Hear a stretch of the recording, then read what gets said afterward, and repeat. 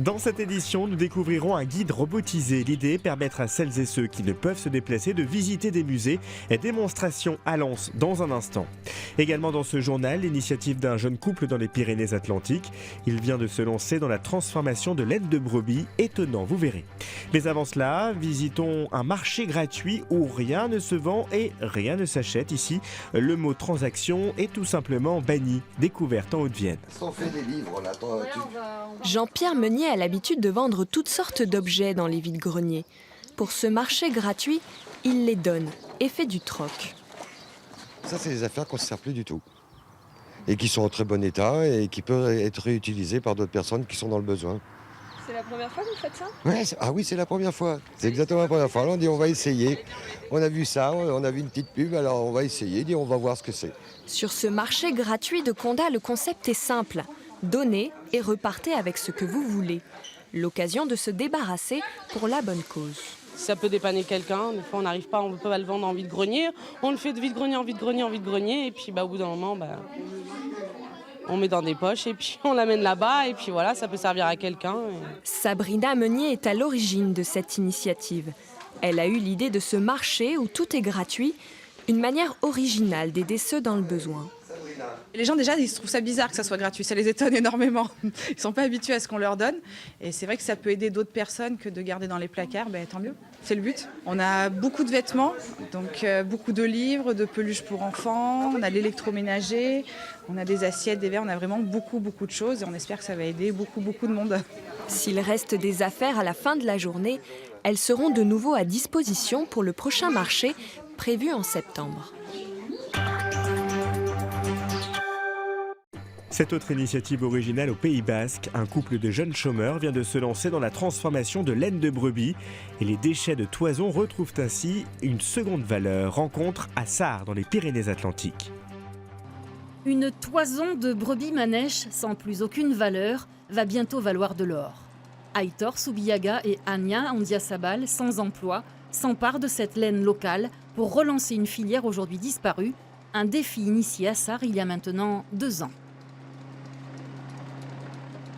On a commencé à faire des recherches pour savoir un peu ce qui se faisait avant. Après avoir fait une formation à l'école de la laine, on a décidé en fait de créer des produits pour la literie. Je vais démarrer la machine. Enroulée dans cette machine digne des temps modernes, la laine y tisse sa toile. Anna et Aitor ont déniché cette cardeuse en Alsace. Elle permet de fabriquer une épaisse nappe, moelleuse et ferme à la fois. Derrière de ça, il y a beaucoup d'essais. Alors, on a beaucoup bataillé pour trouver les bonnes quantités de laine et tout ça. Alors là, on sait qu'on travaille avec des bonnes laines. Résistante au froid, la laine de brebis manèche permet aussi l'isolation. Lavée pour le moment en Haute-Loire, ce produit intéresse à nouveau les éleveurs. Pour l'instant, le seul choix qu'ils ont, c'est soit de vendre une laine à un prix de misère, soit de la jeter, soit de la brûler.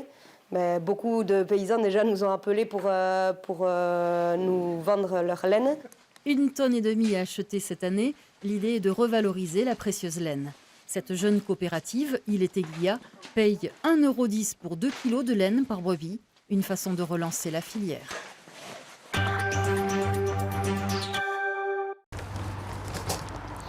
Là, j'ai les instruments. Traverser la Manche en sous-marin à pédale, c'est l'idée très sérieuse de 2 amis ingénieurs installés à Pau. Après 2 ans de construction, les trentenaires ont fait des essais dans le lac de Biscarrosse. Un projet fou, un rêve de gosse aussi. Ça remonte à l'enfance.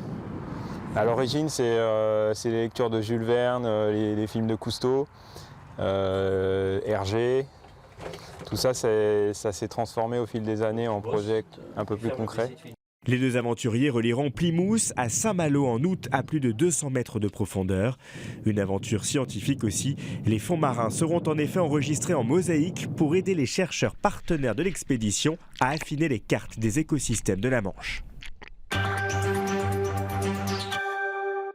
et visiter une exposition sans bouger de son fauteuil ou de son lit d'hôpital grâce à un robot.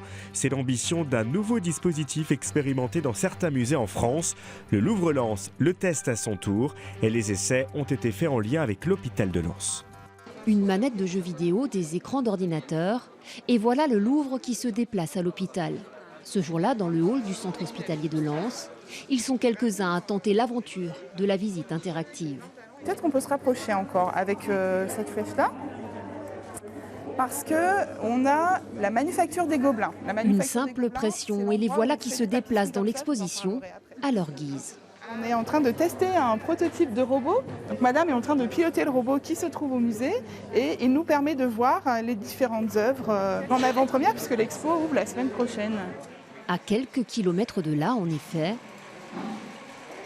un robot se promène au milieu des œuvres de l'exposition Charles Brun. Un drôle d'engin dressé sur une base roulante, le cœur de son système informatique.